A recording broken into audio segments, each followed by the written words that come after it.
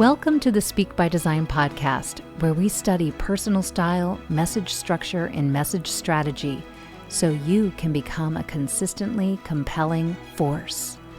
Let's dig in.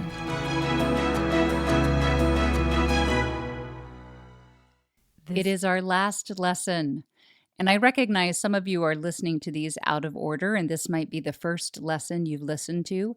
If that's the case, this is a great place to start and then go back in time to lesson 1 and listen to them in order. They do follow our 3S model of working on style, then structure, then strategy. Today's lesson is all about how you can create new communication habits. And this is the question that gets asked after every initial coaching session or every initial group training. It's when the participants have received new knowledge, new frameworks, new ideas for how to communicate, and they say, how can I make this a new habit? That's a great question to hear as a trainer and coach, because then you know the person really wants to change. And usually after that, you need to help them believe that it's possible to change. So these are the two questions I want you to ponder for yourself. How much do you really want this? And how much do you believe it's even possible? Now, if you're asking people, how do I change these habits? You clearly already want it, but increase your desire for change even further. Want to sound different, want to gesture with more clarity, with more emphasis, want to use your face and your eyes and your lips and use them to express your feelings and emotions while you speak. Want to deliver a status update that inspires people. Want to tell a story that moves people to make a decision and take an action. And then want what is going to happen professionally to you when you do these things. Because the success that comes with great communication is incredible.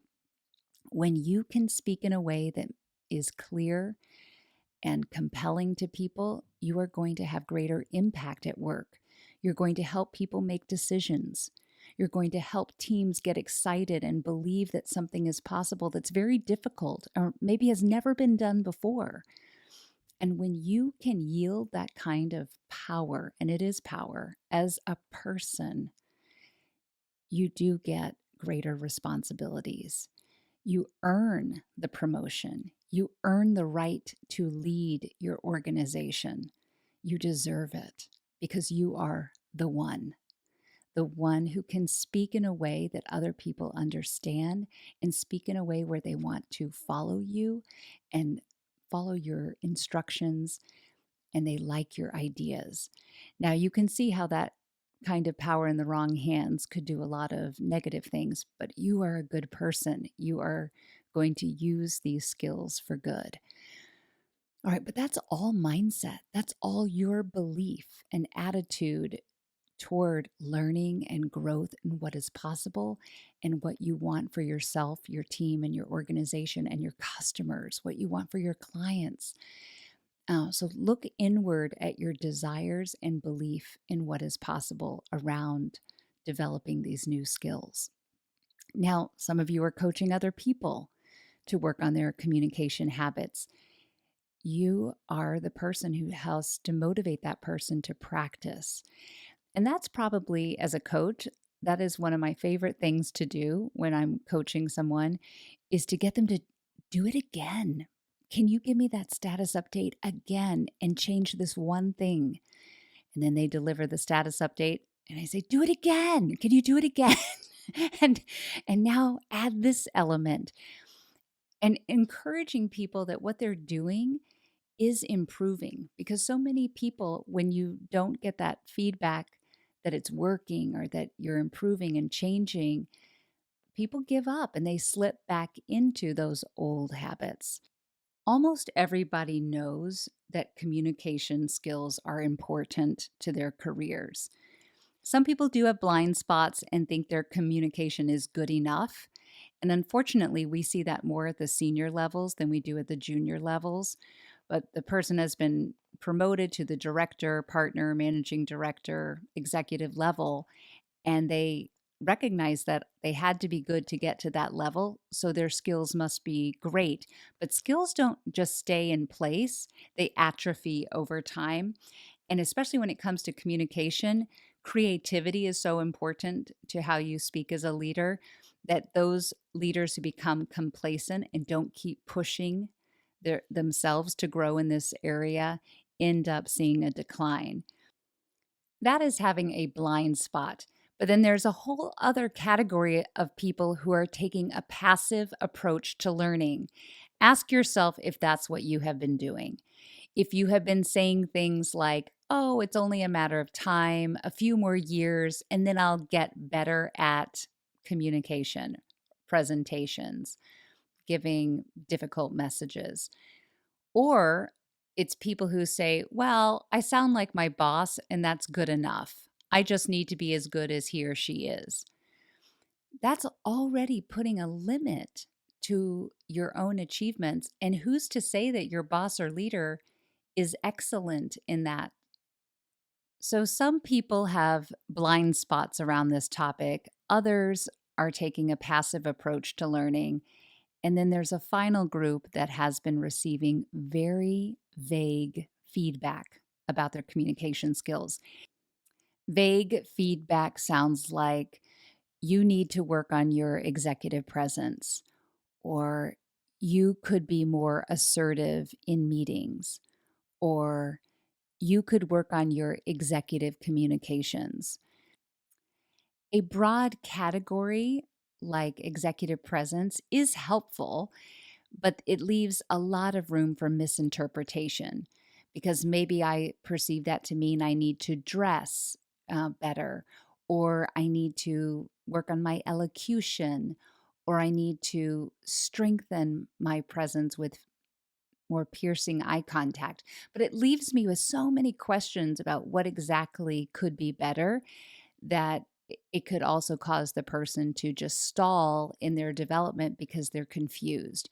When there's confusion in receiving this type of feedback, often the person receiving it doesn't make any changes at all because they don't know what to change. What can someone do about this? Well, the first step is not taking a passive approach towards setting communication goals. Instead, get very clear about what you want to improve and when you are going to improve it by.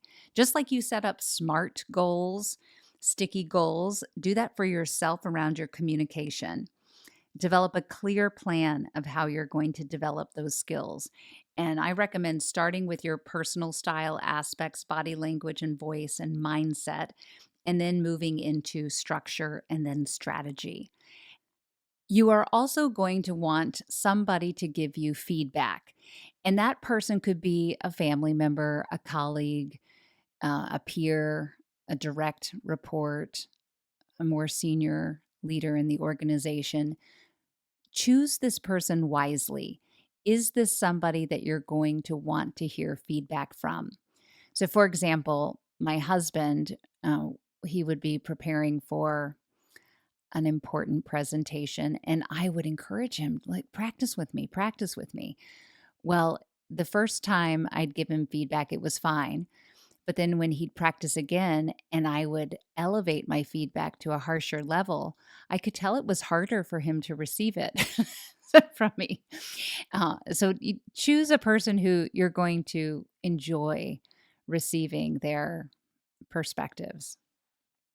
Now, I know some of you are thinking to yourself, I want the harsh feedback. If you want really harsh feedback, watch yourself.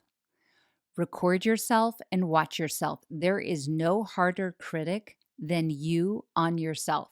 You're going to notice every nuance in your facial expressions, in your eyes. You're going to listen to the words and say, why am I saying those words? You're going to hear your repetition, your redundancies, your hesitant speech. You are a great critic for you. Now, I don't think beating yourself up when you watch your videos is helpful. It doesn't work for me, but there are some people who say they really do get great results by being hard on themselves. Long term, I think this leads to some burnout toward your work if you're always using fear and pressure and coercion to get the best performance out of you.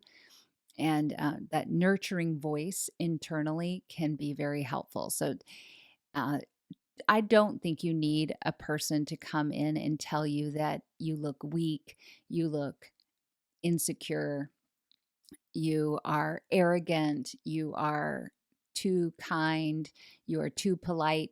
Like those kinds of judgments that other people could put on you, those can do damage if you hang on to them too long. Where it's better to come into this with the element of play. I'm going to experiment, I'm going to practice, I'm going to explore. I'm going to make a choice with the way I present it this time. It doesn't need to be a permanent choice. And whatever feedback I receive is isolated to that message, that day, with those people on that topic. It is not who I am as a speaker, as a leader. That was an experiment. I can do it again, and I can do it again differently. What's great about this lesson series, and some of you are in our coaching programs and you're listening to these lessons in between your sessions, you are gaining new knowledge every time you pick up a new topic with us. And with that new knowledge, based upon your attitude toward that concept and your desire to change, will determine how much you practice. And sometimes people will say to me, I know I just need to practice. And I can hear the procrastination in their tone of voice. I can hear how much they resist and even dread practice. And if you do not practice, this will never become an automatic habit. And that's the goal, that you change your self image, how you see your own communication skills, your own potential, your leadership style. You have to see that differently. You have to believe that these tools are helpful. You have to believe that they can be learned, and you have to practice them so that they become part of this new identity so that you don't have to think about this when you're in a meeting or a presentation or put on the spot or end up networking at a very important event. You don't want to be thinking about, am I using strong eye contact? Did I tell a great story? Did I handle that question concisely and clearly? Did I enunciate? Was my posture great? None of that should be a thought, and it doesn't need to be a thought because you've put in the practice time. But there's all kinds of things that get in the way of shifting habits. And there's a great model called KASH, KASH. I recommend you Google KASH if not familiar with it and haven't heard of it before. It is the system for building a new habit. And this relates to sports or any topic that you're trying to build a new habit on. So first, K stands for knowledge, A is for attitude, S is for skill, and H is for habit. So once you gain new knowledge and you no longer have that blind spot, depending upon your attitude toward that new knowledge, you will then start wanting to practice the new skill. And after enough practice, you will create the new habit. But sometimes you and we receive new knowledge and we don't think it's that valuable. We don't think it's that important. We don't think it's relevant for us. I cannot tell you how many people I say, oh, let's work on your company overview, how you talk about your company. And people will say, I don't ever have to talk about my company. And I sit there and think, what is wrong with you? Everyone has to talk about their company. You go to dinner with friends, you go to a barbecue, you are recruiting people for your organization, you are moving toward advanced positions where you have to talk to investors or external audiences, customers, clients. Of course, you have to talk about your company. And it doesn't matter if it's day one on the job or day 5,000, you have to be able to talk about your company. And so anytime you are resisting the knowledge or the invitation to do more, there's no way you're going to shift a communication habit. So I encourage you, Start saying yes to the opportunities that come your way. When someone says, do you want to practice telling a story? Do you want to practice delivering the opening moments to this presentation? Do you want to go speak to this group? Do you want to be on a panel? Do you want to do a podcast? Yes, yes. Say yes instead of saying, oh, I'm not ready for that. I don't think that's for me. I don't need to do that. Unless you are very sure you do not want to have a greater impact, you do not want the results of what good communication skills bring to a person. Some of you are coaching other people, and the KASH system works very well for that as well. Let's suppose you give someone new knowledge, new feedback, and they don't want to change. They don't believe it's possible for them to get better at this. They don't want the additional responsibilities and pressure. They don't want the success, even. And not everybody is ambitious. Well, if that's the case, do you think it's worth practicing the skill? Do you think you're going to see a shift in habits? You will not. That attitude piece, which is often hidden to us in other people, people will say that they want to get better at something. They will go to a training to work on things, but then you see no change. That's because they didn't really want it or believe it was possible. And sometimes it's a combination of both. I love this system because it helps me figure out where the breakdown is. I can ask the person I'm coaching, teach me the framework I just taught you. That's me checking to make sure that the knowledge I think I shared is what they received. And then I can say, I get the sense that you don't want to do this, or you don't want the results that will come from this. Is there any fear? And that will usually help somebody open up about what is their attitude toward the new learning. Because maybe they get it, but they just can't find the courage to do it in front of a large audience. Then you've got to go back and work on mindset. And then there is the problem of, let's say you practice something and they only want to do it once. They don't want to do it a second time. And one of the rules in coaching and training is that you have to do it twice. Because if you do an exercise once, but they don't feel the progress from the first exercise to the second exercise, they didn't feel the success of it, they certainly aren't going to keep up the practice, and we aren't going to see the shift in the habit. I was working with a chief operating officer yesterday, and we worked on his self introduction 5 times. And by the fifth time, it was a masterpiece. Here are my wishes for you. I want you to develop a hunger for practice, because it's one thing to have the knowledge. I know that you've listened to these lessons and you have so much new knowledge. The second piece is your attitude. I believe that you are ambitious and you believe you can change and you believe it's possible and you want it. Now comes the desire for practice. How can you make this more fun? I've got a few ideas. The first is get very excited for events where there will be people you're meeting for the first time, because that's where you get to reinvent yourself and bring your current self or your future self to an interaction. If you're hanging out with and speaking to the same people you've been friends with for 20 years, you're not really stretching yourself into the future self. You're constantly reminding yourself of your past self. So find a way to meet more new people, get more excited about introducing yourself.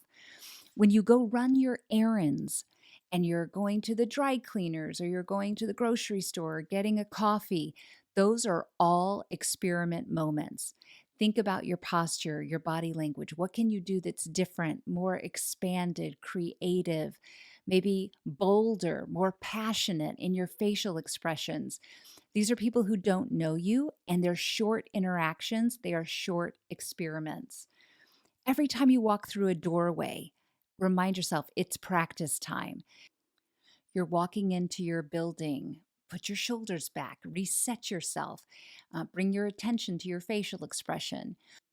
When you walk into someone's office, when you click the Zoom button and you come on screen on video, All of that should feel like you are walking onto a stage and should remind you to reset yourself to a neutral posture, a pleasant facial expression, a clear thinking mind, a confident approach to your message and your work, warm feelings about the people that you work with.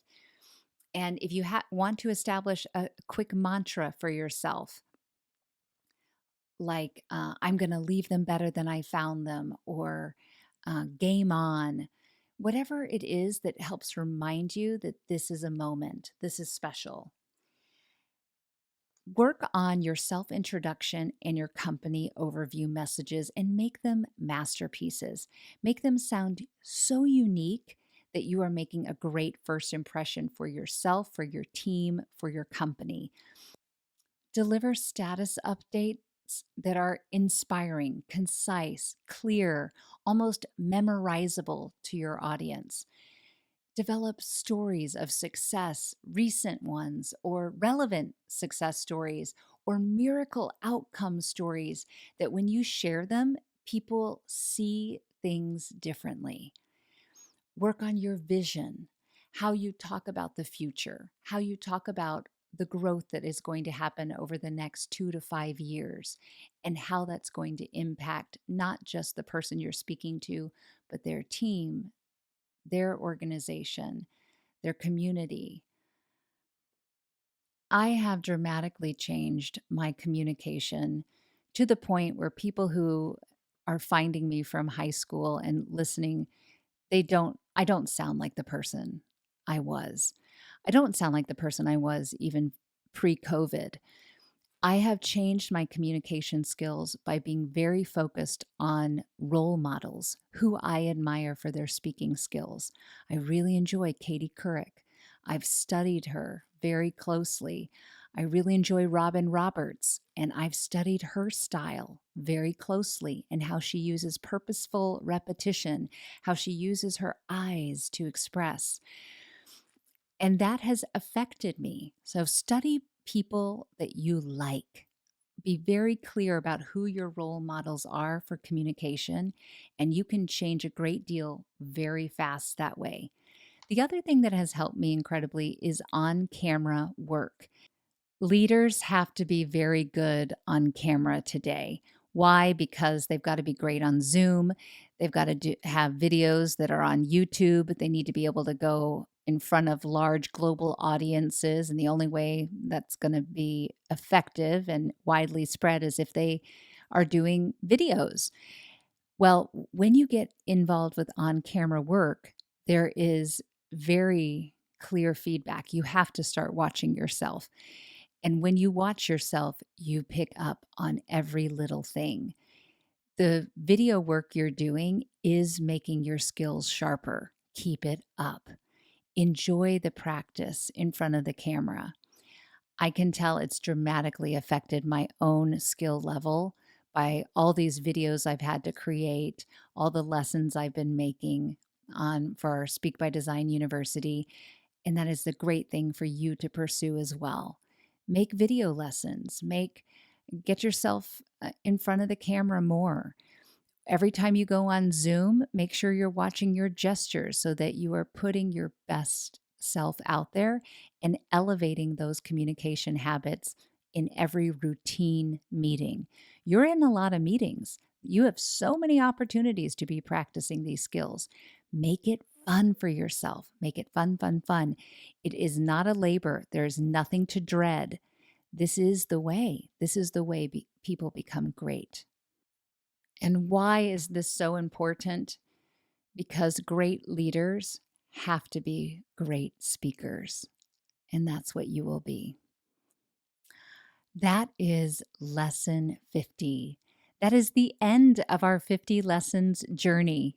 And if you have been with me throughout this whole process or just found value in the lesson today, leave me a comment. I love to hear how the topics are resonating and what you're getting from this new knowledge.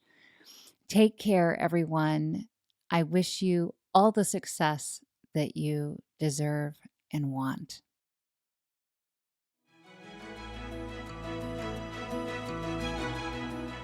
If you are enjoying all of these lessons, but now you're hungering to turn all of this into skills and habits that make this work intuitive and natural so that you don't have to think about it, then you want to join Speak by Design University.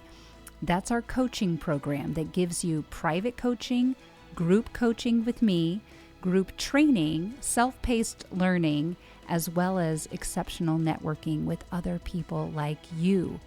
This program is for managers and above, people whose careers are on fire and they're looking to hit their next level, and they want to do that sooner rather than later.